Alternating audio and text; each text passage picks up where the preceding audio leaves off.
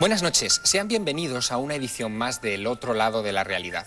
En esta ocasión, una edición interesante porque abordaremos una cuestión en la que quizá muchos de ustedes no hayan reparado, pero que, en cuanto le invitemos a reflexionar sobre ella, seguro que les fascinará. ¿Es cierto que conocemos, con esta ciencia que nos rodea, todos los habitantes que viven en nuestro planeta? La respuesta es sencilla, clara y directa: no. Hay muchas especies que todavía no han sido catalogadas por los zoólogos y aún más, hay muchas especies que se creen extinguidas desde hace miles, incluso millones de años, que es probable que todavía convivan entre nosotros. En esta ocasión, el otro lado de la realidad les invitará a conocer algunas de ellas. Algunas han recibido nombres míticos y se han conseguido de ellas fotografías tan espectaculares como esta que quiero que vean con cuidado. Fue obtenida en mayo de 1986 en la vertiente norte del Himalaya, en la zona de la India, la frontera con la India. Y el explorador británico que la obtuvo, Anthony Woodbridge, la consiguió después de perseguir una serie de huellas frescas de pies descalzos enormes en la nieve. Sin duda saben ustedes ya que estamos hablando del Yeti, del abominable hombre de las nieves. Algo que hasta hace relativamente poco tiempo podría haber sido considerado folclore de los habitantes de esa región del planeta, pero que sin embargo cada vez fascina a más antropólogos y a más investigadores. Hay pocas personas que puedan decir que han visto al Yeti, pero una de esas personas está con nosotros esta noche aquí en la mesa. Él es César Pérez de Tudela. Buenas noches, César. Buenas noches. César es autor de muchos libros, pero uno de ellos es tan explícito en su título que evidentemente nos va a servir para iniciar la conversación. Yo vi al Yeti. César Pérez de Tudela lo vio el 2 de octubre de 1974 en la base del Annapurna. César, ¿cómo fue aquel encuentro? Yo, fíjate que cada vez que tengo que responder a esta pregunta siento un ligero rubor, ¿no? Un ligero rubor porque me doy cuenta enseguida en la cara de los que te rodean de que hay una enorme incredulidad.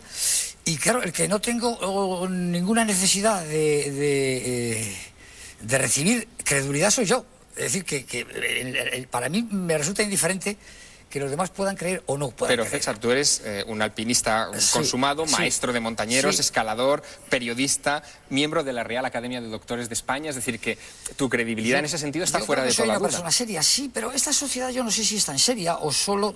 Imagínate que todavía estamos con el concepto materialista de la existencia que encaja... existe lo que tú ves, y lo que tú ves fácilmente. Lo que tú no ves no existe, dice la gente. Yo mientras no lo vea, no lo creo. Fíjate qué frase más inculta, realmente más inculta, ¿no? Hay estudiosos, metafísicos, personajes de cultura muy profunda. No sé, si yo menciono a Panikkar, el hermano de Salvador Panikkar, el jesuita, Raymond Panikkar, cuando tiene esas preciosas pensamientos que dice, en la vida estamos llenos de fuerzas, de misterios, en la que nuestro ojo es capaz de ver lo que ve. La lechuza ve 100 veces más porque tiene unos ojos hechos. No oímos todas las estridencias o ruidos que se producen en la naturaleza porque nuestra limitación como mamíferos es tremenda. Pero tú tuviste la suerte de verlo, es decir, no estamos hablando de imaginación. He de decir una cuestión. Ese libro es un libro juvenil, es un libro que además fue la editorial, en este caso era Edelvives, no es por hacer, porque además yo no trabajo ya hace años con ellos, el que se quiso titularlo así. Es decir, yo no lo hubiera titulado nunca así, porque era un libro en el que yo no mencionaba mi vivencia, ni esta visualización. Yo tampoco soy infalible, es decir, que yo he podido equivocarme. No tengo ningún inconveniente en decir mis limitaciones, ¿no?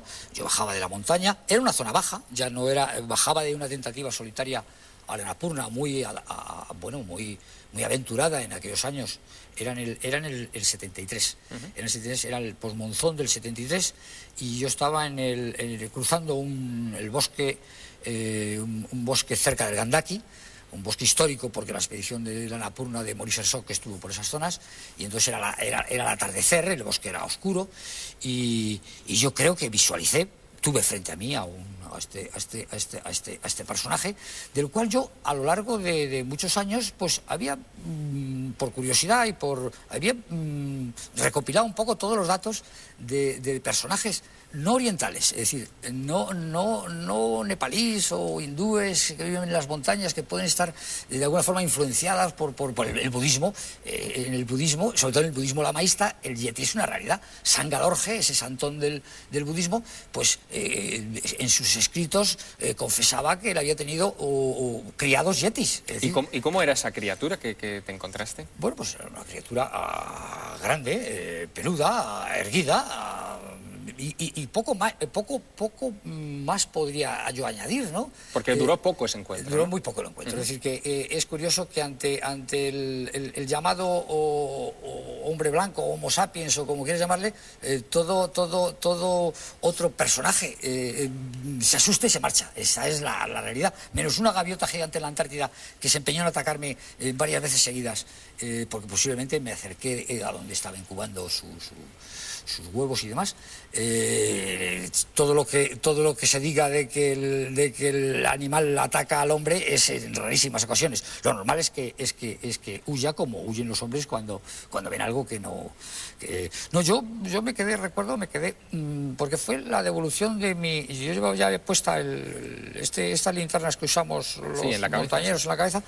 Y entonces es como cuando te devuelven el reflejo en los ojos del ser que tenía frente a mí, es lo que me hizo ver a quien, y posiblemente al ver la luz, pues pudo marcharse. Yo he sido modestamente un estudioso de la recopilación de testimonios de la existencia de este Australopithecus. No sé si estoy diciendo antropológicamente, el Australopithecus robustus, que era grande. Bueno, ya sabes que en ese mundo hay tantas clasificaciones de distintos estudiosos del tema. De hecho, claro, hay muchas teorías para tratar de explicar este asunto. Miguel Seguí, que es biólogo, periodista y miembro de la Sociedad Internacional de Criptozoología, autor de un libro también cuyo título casi lo dice todo, Los últimos dinosaurios vivos.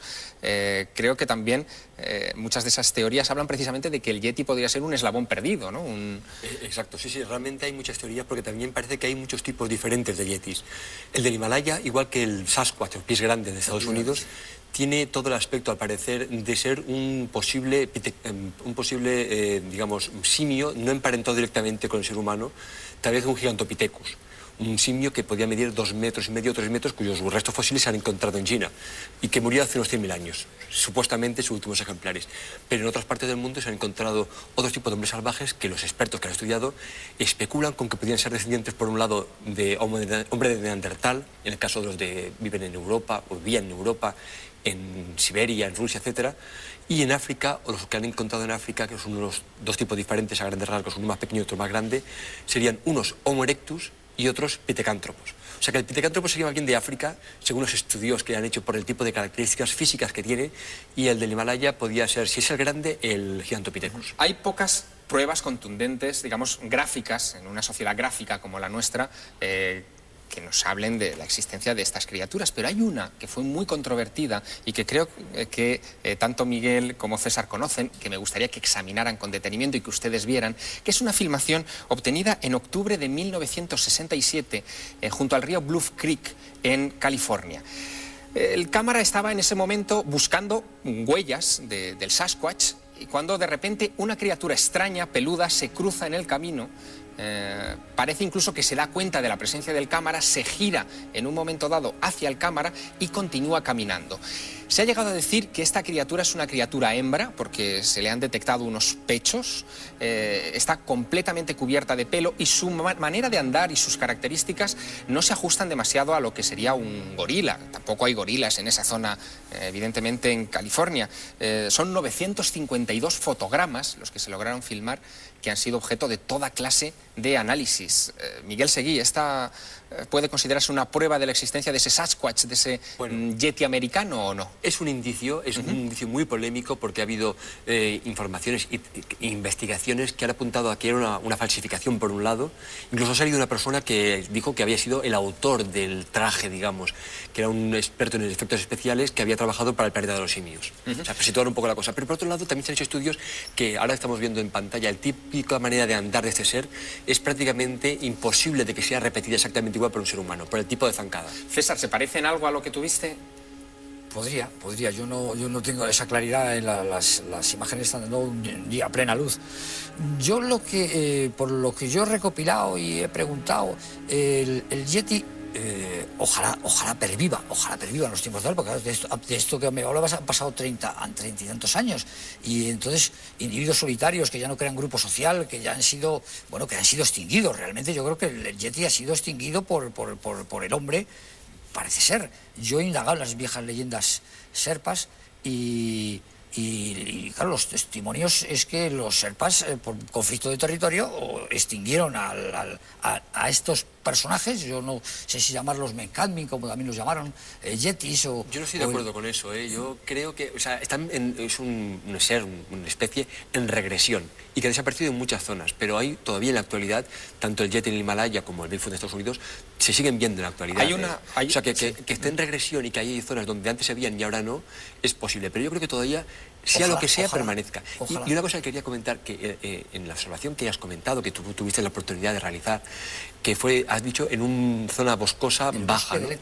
Es un sitio ideal. Los investigadores que han estudiado el tema de la posible persistencia de este tipo de seres dicen que no vivirán nunca en las montañas heladas, que ahí los verán de paso, viven en los bosques bajos, que es el sitio ideal para Hay una última teoría que quisiera poner sobre la mesa y sobre todo ofrecérsela a César Pérez de Tudela para que nos la comente, que es de otro maestro de la montaña, que es Reinhold Messner. Este hombre publicó un libro recientemente asegurando que el Yeti no era otra cosa que un oso quemo, vamos a ver incluso imágenes de ese oso, que sería confundido con esta criatura. Incluso los pies del oso quemo serían los responsables, según Messner, precisamente de dejar esas huellas características del Yeti en la nieve. Yo no sé, César, ¿qué es lo que opinas tú de esta visión de Messner sobre el enigma del Yeti? Parece ser que hizo, leyendo su libro, que hizo una exploración profunda, que venía a sumar muchas expediciones, sobre todo la de que hacían los soviéticos, el Instituto de Ciencias de la Tierra, me parece, en la que yo he tenido acceso a alguna traducción de alguna de esas expediciones, y es ahí donde yo le daba forma de cuento en ese libro y hablaba de un antropólogo, un tal Rissen, que cuenta una historia en la cual es raptado por un yeti, llevado a una cueva y la tienen varios días hasta que el yeti nuevamente lo deposita en la vertiente de una montaña. Efectivamente, todo es fantástico, y todo en este ambiente de credulidad. Esta sociedad te pide pruebas, te pide que seas absolutamente riguroso en estos momentos. Yo ya digo que por lo que dice Messner contradice todos los testimonios de excelentes montañeros, de personajes dignos de tener en consideración, es decir, de médicos. Bis Dunan, en la expedición que dirigió al Everest en el 62, asegura haber visto al yeti que estaba en su campamento al atardecer, siempre al atardecer, como una medida de seguridad y de protección de este ser que está cercado por la hostilidad, porque no nos engañemos, y entonces quiere guardarse la salida. Es decir, yo creo que Messner contradice efectivamente la opinión de tantos y tantos personajes que ahora no los voy a enumerar. En este libro yo recuerdo que hacía recopilación de los occidentales, podemos decir personajes de la ciencia, universitarios, para darle una seriedad al tema, ¿no? Que por distintos motivos, unos porque eran ingenieros, estaban haciendo prospecciones por el Himalaya de un carácter o de otro, otros porque eran alpinistas. El Yeti la habían visto un poco en la misma línea que yo sostengo. Yo no tengo interés en sostener nada, puesto que no me va ni más prestigio o menos prestigio. Si hubiera podido traer fotos o una película, defendería mucho más. En cualquier caso, una visión. Es muy valiente tu testimonio, un testimonio que, por cierto, en el año 73 no te atreviste a dar. Eras corresponsal del diario Ya. Claro, efectivamente. Y no te atreviste a hablar del Yeti. El Annapurna en solitario fue mi objetivo, una expedición complicada, una onda expansiva de una avalancha me hizo fracasar una expedición que por otro lado había tenido un éxito dudoso, porque entonces era muy aventurado, y además concretamente la Annapurna es una montaña muy peligrosa. Es decir, que casi estoy contento por haber fracasado, por haber sobrevivido y no haber seguido hacia la cumbre, porque a lo mejor había desaparecido. ¿Pero por qué no hablaste del Yeti entonces? Eran unos años locos de mi vida, y yo recuerdo que entonces escribía yo en La Actualidad Española, que era una revista con Félix Rodríguez de la Fuente, con Miguel de la Cuadra, acompañamos el equipo un poco de viajeros de la aventura, y yo en el Ya se hicieron 22 capítulos de página completa, que era mucho, que era otro uso periodístico. Y entonces a mí no me pareció, fui cauto y no me pareció que debía de mezclar un tema con otro, lo guardé para mí y yo lo he empezado a hablar del tema después de las investigaciones de Messner, ¿no? Personaje, por otro lado, de una gran credibilidad en su vida deportiva, alpinística, ¿no? Pero yo en esto difiero radicalmente de lo que él dice. El oso es el oso, ese oso ya lo buscaron otros muchos estudiosos y científicos, y este personaje, sea lo que sea, descendiente del tal pitecántropo, sinántropo, yo no me meto en ese mundo de la antropología, yo creo que ha sido una realidad. Dejémoslo ahí, es, digamos, un fósil viviente, puede ser un fósil viviente. Hay otros fósiles vivientes, quizá no tan famosos, pero desde luego tan o más interesantes que el Yeti. Por ejemplo, un nombre que a ustedes les sonará exótico, Mokele Membe. Así, en el centro de África, llaman a lo que se supone es un dinosaurio que todavía hoy vive. Esta persona que vemos en imagen es un biólogo que se llama Marcelino Añaña, que ha llegado a ver a esta criatura en zonas pantanosas del Congo. Quien ha perseguido al Mokele Membe es José Manuel Novoa. Buenas noches. Buenas noches, Javier. José Manuel Novoa es periodista, fue director de la revista Aventura, fundador de la revista Viajar, es autor de muchos documentales relacionados con la naturaleza, con la antropología. José Manuel, tú has estado persiguiendo a este Mokele Membe. ¿Qué evidencias podemos presentar o encontrar de la existencia de este posible dinosaurio vivo en África hoy? Bueno, tanto como perseguirlo, no lo he perseguido, porque lo que sucedió es que yo estaba rodando una película que estrené hace poco con 300 pigmeos, que ellos, sí, estos pigmeos, este grupo de pigmeos sí que vive todavía en el Neolítico. Bueno, como datos te puedo decir que todavía se tallan los dientes y caminan por la selva pues conservando el fuego con un tizón en la mano. Y es curioso porque esta zona donde supuestamente Mokele Mabembe o Mokele Mbembe se supone que vive, es una zona muy amplia, no solo es el Zaire, sino es todo, podríamos decir que es el corazón de África, las selvas, de ese corazón de las tinieblas de Joseph Conrad, ¿no? Y yo estaba rodando esta película, mi compañero Fernando, que él sí que es un especialista en criptozoología, pues me había dado unas láminas, pues como las que estás presentando tú ahora mismo, y mi sorpresa fue cuando a estos pigmeos, que es un grupo, como te digo, pues que viven anclados en el tiempo, le enseñé aquellas láminas y enseguida se volvieron locos, ¿no? Y dicen, Mokele, Mokele, ¿no? Y es más, los más ancianos del grupo me aseguraban que habían comido, no solo que lo conocían. Que habían comido, habían cazado un Mokele. Cazado el Mokele, que no era una cosa demasiado extraña para ellos, sino que era un animal más de los que puede existir en este mundo tan tenebroso como la selva del bosque húmedo de África, donde no solo Mokele, sino, antes estábamos hablando del Yeti, te puedo decir que hace ya pues unos 20 años en Gabón en la frontera con Guinea, también hablaban, que tú has citado antes, Miguel, posiblemente un descendiente de Pinecanthropus, del hombre del bosque. El hombre del bosque era quizás un yeti africano. Es aparentemente me decían, no, es un gran gorila, pero que anda muy recto, como los hombres, ¿no? Y también tiene su leyenda allí, ¿no? Pero esto de Mokele Mabembe, la verdad es que me sobresaltó, porque era un testimonio vivo, no solo de que ese animal prehistórico, este animal del Cuaternario, vive, sino que incluso lo habían cazado y lo habían comido. La sorpresa es impresionante, ¿no? La sorpresa a veces acompaña incluso a los investigadores cuando accidentalmente ruedan, filman animales que se han dado por desaparecidos hace algunos años y que, sin embargo, la cámara capta. Eso es lo que le ha pasado a nuestro cuarto invitado de esta noche. Él es Fernando González Sitges. Buenas noches. Buenas noches. Zoólogo, experto en criptozoología, como antes te introducía tu compañero José Manuel Novoa, director de documentales de Explora, y has realizado muchísimas series de televisión. En una de ellas, hace algún tiempo, en Australia, sí, lograste filmar un animal que se daba por desaparecido, ¿no? Bueno, fue hace 2 años. Yo todavía estoy esperando la respuesta de los auténticos expertos sobre el tema, porque lo que nos pasó, estábamos 2 grupos rodando Mundos Perdidos, una serie que efectivamente han puesto hace relativamente poco en televisión. Y yo estaba en el norte rodando cocodrilos marinos y mandé un cámara a acabar un rodaje sobre precisamente las huellas del telacino. Habían estado en Tasmania, que se supone que es el mejor sitio para rodarlo. Allí no lo habían encontrado. Y curiosamente él estaba rodando y cuando nos volvimos a encontrar me dijo, bueno, sí, y luego he rodado un perro sarnoso que estaba ahí hecho polvo, no sé si sería un dingo, se estaba comiendo un wallaby, un pequeño canguro, y me extrañó mucho. Y vi las imágenes y me quedé impresionado. Ahora lo veréis, efectivamente es como veis, es un animal tiñoso en un estado lamentable, se está comiendo el cadáver de un canguro, pero yo venía también de rodar los dingos en el norte y te puedo asegurar que eso... así a simple vista de dingo no tiene nada. ¿Y qué se supone que es? Pues probablemente sea o podría ser un lobo marsupial, que es un animal que se extinguió, lo extinguimos nosotros, los hombres, como bien decía César, la especie más destructiva, y se extinguió a principios del siglo XX. O sea, el último, yo no sé en qué año, pero hacia el año 60 o por ahí fue. 30 y tantos. 30 años. O sea, en época relativamente reciente. Sí, en el zoo de Howard me parece que fue donde extinguió el último.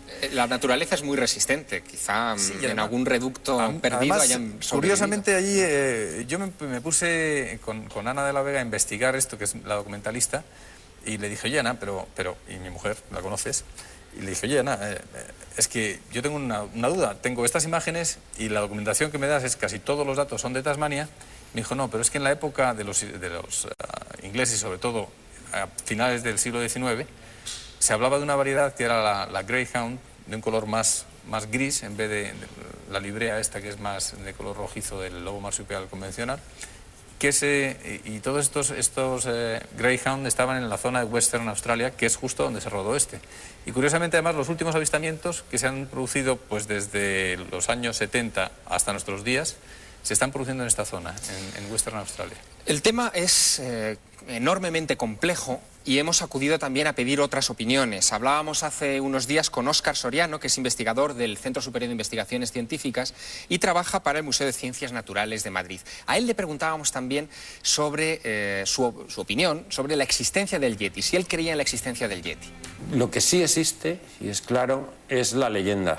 Y es una leyenda muy interesante y un mito muy interesante porque se ha dado en casi todos los lugares del globo. O sea, en todas las partes de la Tierra hay una leyenda de un hombre salvaje. Yo prefiero llamarle hombre salvaje y así englobamos, pues eso, los yetis, los almas, los orang-pendej, los Bigfoot, todo esto.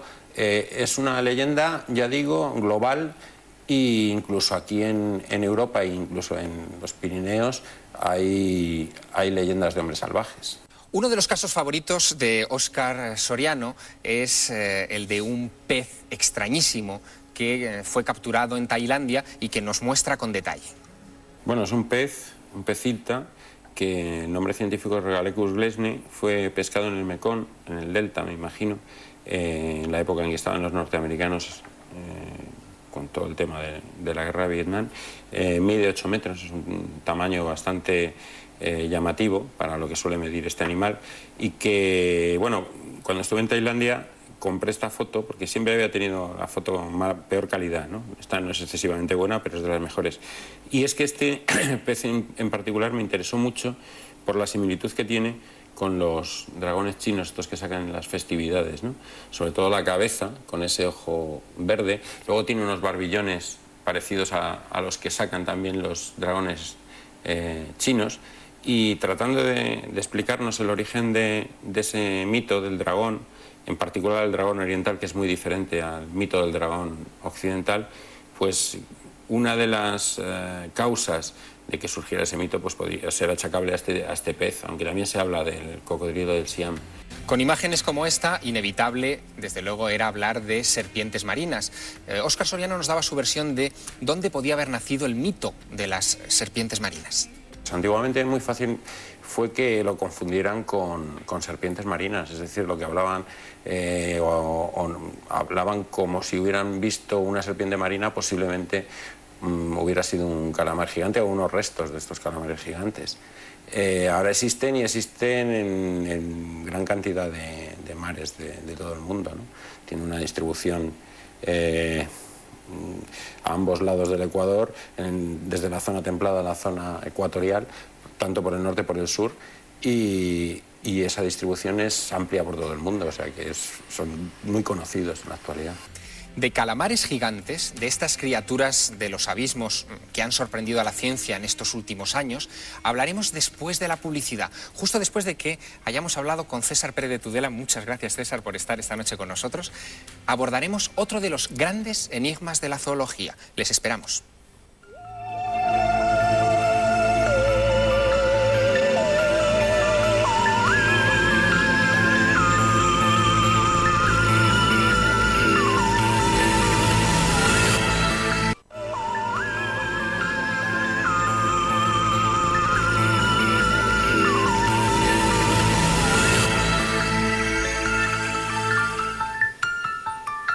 Hay un territorio que cubre el 71% de la superficie de la Tierra, que totaliza unos 361 millones de kilómetros cuadrados, que está lleno de misterios. Naturalmente me refiero al mar.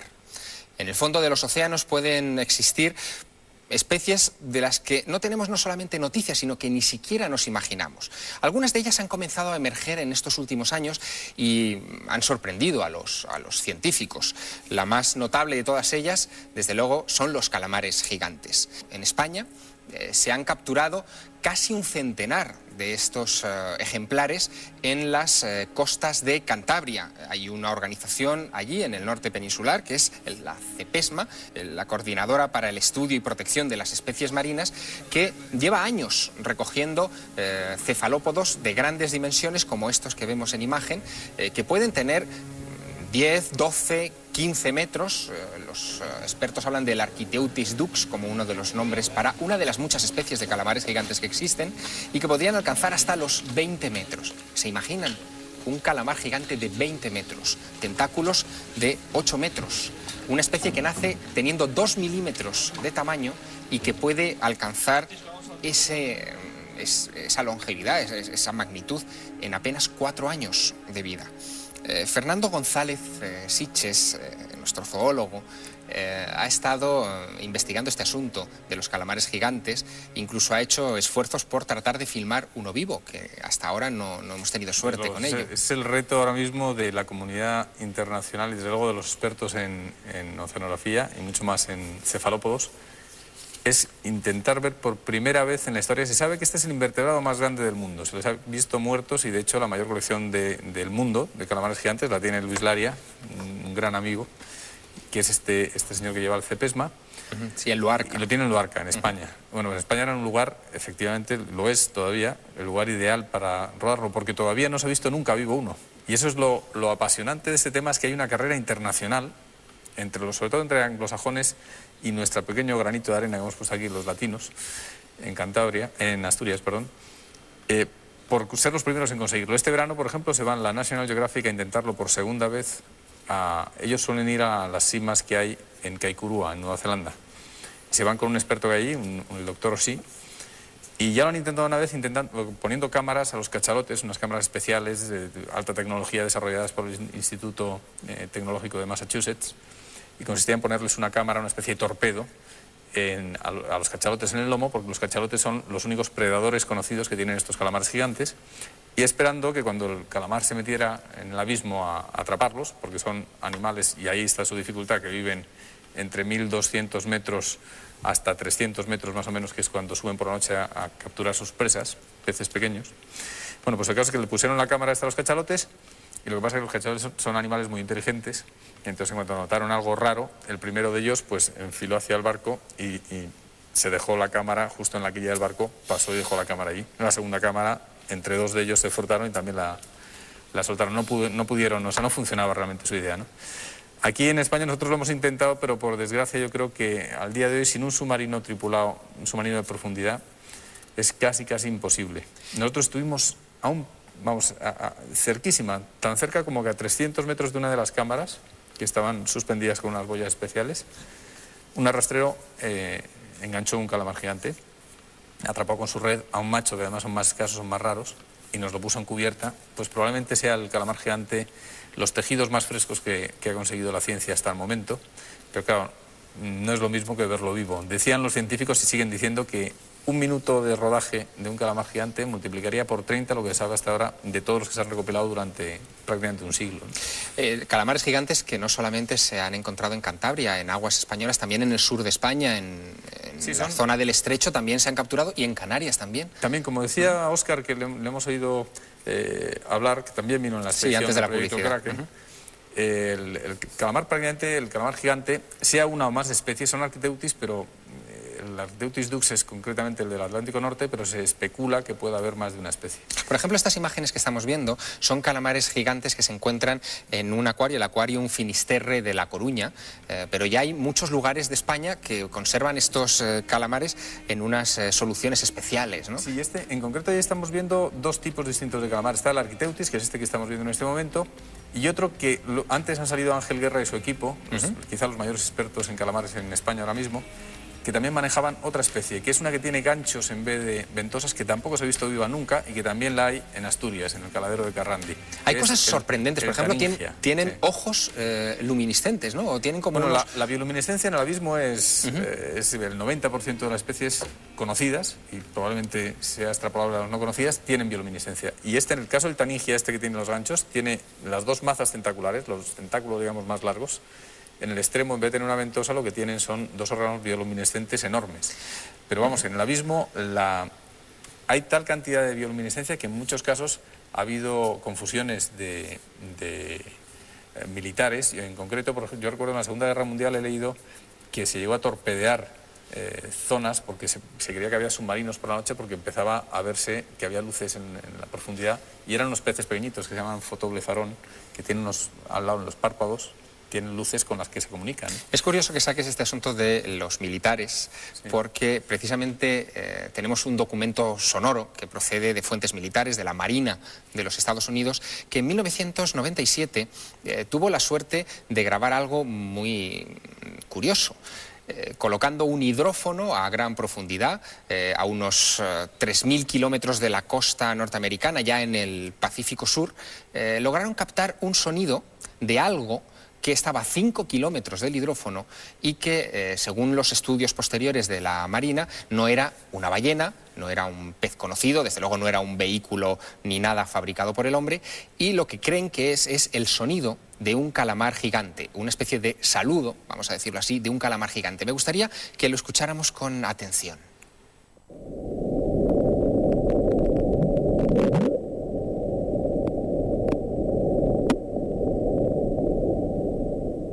Lo podemos escuchar otra vez. Miguel Seguí, me gustaría que concentraras también tu atención en ese bloop.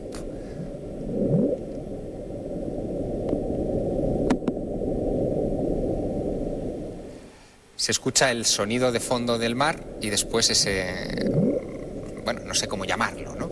Ese sonido no identificado por ahora, pero que sabemos que podría ser de un calamar gigante, más que nada porque no hay otra cosa a que achacárselo, otra cosa viva en el fondo del mar. ¿Qué otras cosas, además de calamares gigantes, los criptozoólogos creen que puede haber ahí debajo? Hay muchas. Para empezar, calamares gigantes no solo de Architeutis, sino otros que serían 2 o 3 veces más grandes. Calamares de 50 a 60 metros de largo, que hay indicios en función de los rastros dejados en los cachalotes que se los comen, ¿no? Después también la posible existencia de pulpos, por seguir un poco también con el tema de los cefalópodos, pulpos de 20 metros en la zona próxima a las Islas Bahamas. ¿Pulpos de 20 metros? De 20 metros, eso es mucho de pulpos, un pulpo gigantesco. Y después pensamos en peces, se cree que hay tipos de peces gigantes desconocidos, por supuesto también pequeños, pero gigantes también desconocidos. Hay un investigador que fue el doctor Bernard Hefferman, que hizo un estudio ya hace más de 30 años, unos 30 años, sobre esa posible existencia de animales desconocidos, y llegó a la conclusión de existencia de esos animales y también de mamíferos desconocidos. Entre ellos, por ejemplo, por citar uno que todos nos sonará bastante, tenemos la imagen del monstruo del lago Ness, ¿no? Todos más o menos. Ese cabeza larga, cuello pequeño, cabeza pequeña, cuello largo. Pues un animal como ese se ha visto en los mares prácticamente en todo el mundo, no solo en los lagos, sino en los mares. Y se cree que podría ser un pariente de las focas. Un pariente gigante de las focas, de 10 metros y de cuello largo. Me gustaría, Miguel, que vieras esta imagen. Es una imagen clásica tomada en los años 60 de lo que se creía que era una serpiente marina. Yo la vi cuando era un niño y a mí me dejó muy traumatizado.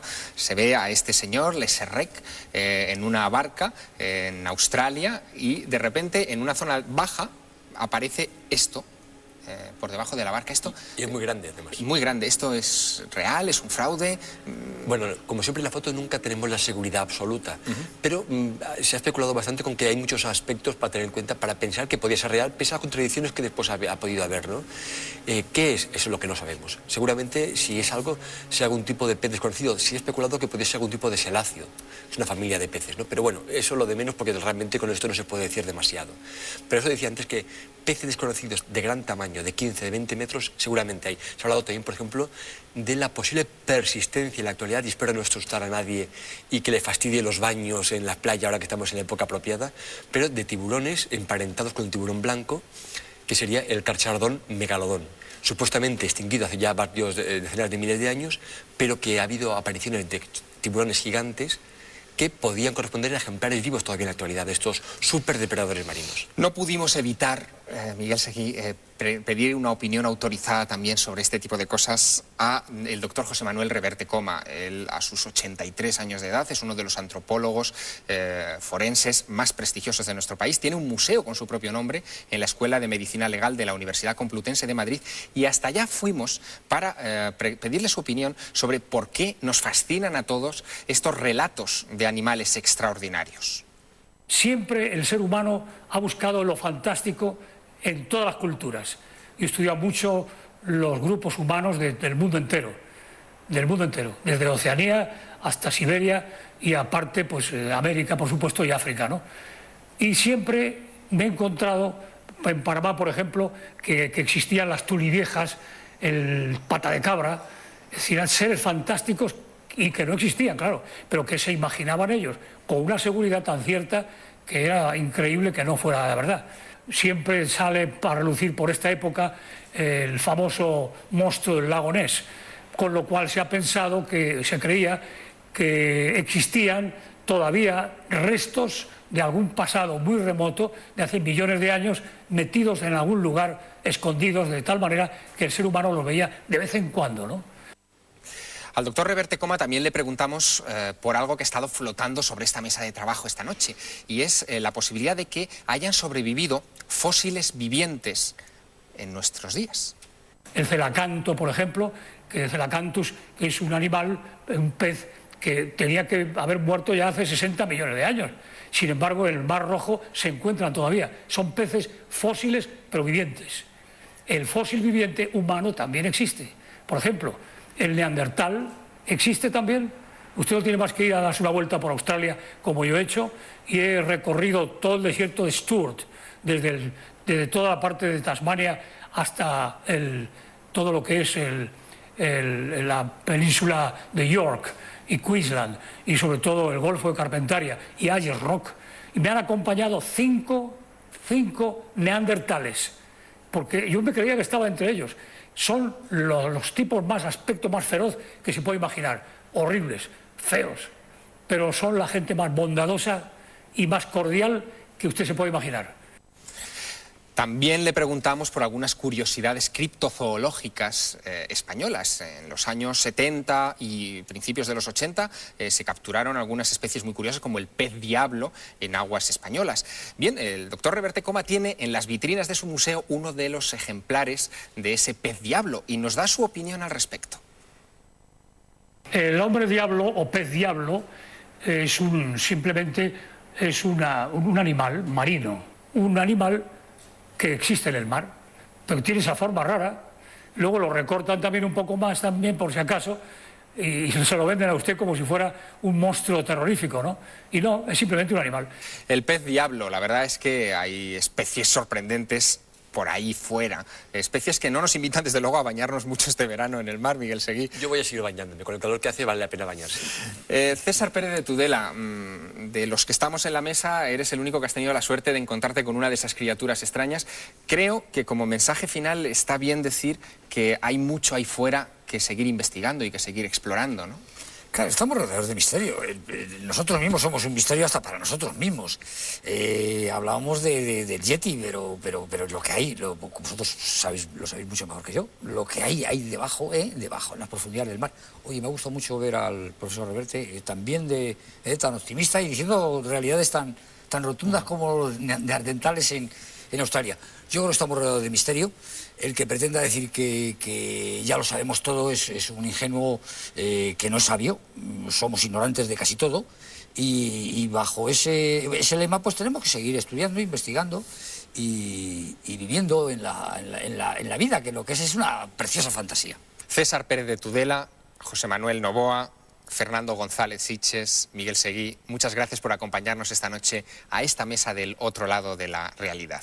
Y dedicamos, como siempre, estos últimos minutos del programa a contestar a las inquietudes de nuestros telespectadores. Es Carmen Porter, nuestra compañera, quien ha hecho una revisión rápida de esos cientos de correos que, bueno, diariamente están llegando a nuestra redacción. Buenas noches, Carmen. Buenas noches, Javier. ¿Cuáles son las inquietudes esta semana de nuestros espectadores? Pues hay muchísimas, y es que daría para un programa o para varios el hacer, pues dar contestación a todas las preguntas que nos llegan. Lo haremos. Yo creo que sí. Vamos a dedicarle un programa a estos espectadores que nos tratan tan bien. Roberto Villanueva nos dice que vio el programa de la semana pasada y que se quedó con una duda. Hablábamos de civilizaciones que podían haber tenido pues una tecnología avanzada, pero no se habló nada de la electricidad. ¿Pudieron tener electricidad en aquella época?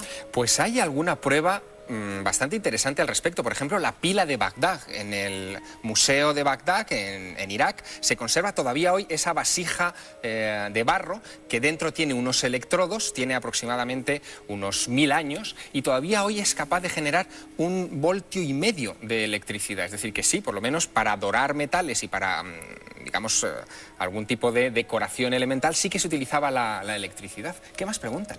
Y amigos que nos preguntaban sobre criptozoología, sobre el lago Ness, y nos decían si era cierto que había webcams que estaban las 24 horas emitiendo imágenes desde el lago Ness, bueno, incluso submarinas. Y sí que las hay, Javier. Sí, el tema, desde luego, del lago Ness se nos ha quedado fuera esta noche del programa, pero es el invitado, digamos, indispensable en un programa sobre criptozoología. Hay incluso filmaciones. Esta, de 1960, es la primera que se conserva del monstruo del lago Ness. Fue obtenida por Tim Dinsdale y se ve una especie de criatura extraña avanzando a lo largo del lago. Esta es otra posterior en la que se ve algo emergiendo por encima del lago. Son muchas, desde luego, las filmaciones desde los 60 hasta nuestros días que recogemos del monstruo y también muchas las fotografías desde los años 30.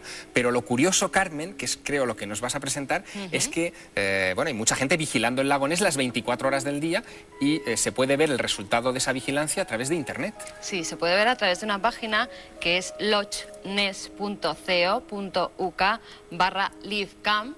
Es la que estamos viendo. También te puedo decir, Javier, que hasta ahora no ha habido resultado ninguno, ni tanto las de la superficie como las submarinas. No se ha filmado nada que pudiéramos pues, decir que es Nessie o incluso la criatura que va con Nessie, la pequeñita.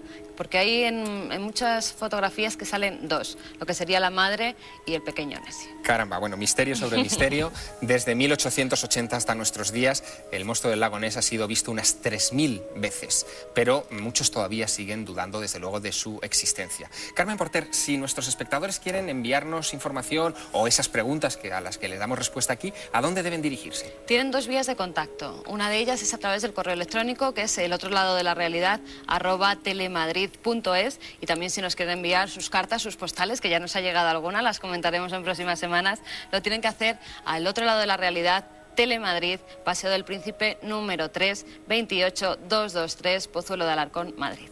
Muchas gracias, Carmen. Muchas gracias a ti, Javier. Ninguna noche ha sido tan cierto el dicho de Paul Eluard de que hay otros mundos, pero están en este. Esta noche hemos conocido un poco mejor los misterios que todavía quedan por resolver aquí, en nuestra casa, en el planeta Tierra. La semana que viene abordaremos otros misterios, otros que son de aquí y que son de ahí fuera. Como siempre, los tocaremos con rigor aquí, en el otro lado de la realidad. Acompáñenos, será dentro de 7 días.